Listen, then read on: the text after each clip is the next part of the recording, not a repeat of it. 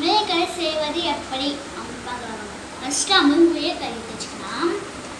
அதை நம்ம கத்தி எடுத்து கீஸ்ட்டு வைத்து கீஸ்ட்டு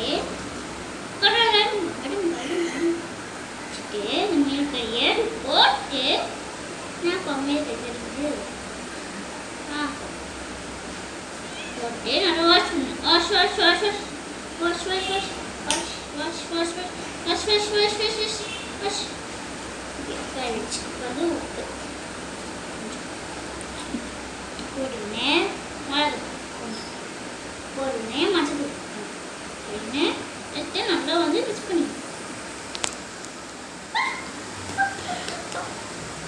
வந்து சிக்கன் மசாலா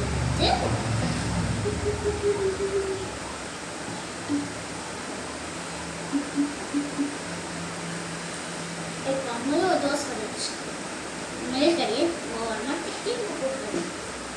ஒரு தோசை கொஞ்சமாக எண்ணெய் போட்டுக்கணும். கொஞ்சம் கருவேப்பிலை போட்டு நல்லா வறுத்துக்கிட்டு இந்த முயற்கறியை வச்சு அந்த தோசை நல்லா போட்டுக்கணும். நல்லா வேகட்டும்.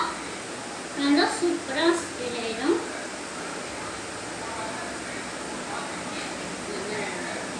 கொஞ்சம் நல்லா ஓகே ஃப்ரெண்ட்ஸ், இப்போ வந்து வந்தாச்சு. இப்போ வந்து நல்லா வைக்கணும். இந்த சைடு வந்தாச்சு. இப்போ வந்து வந்தாச்சு.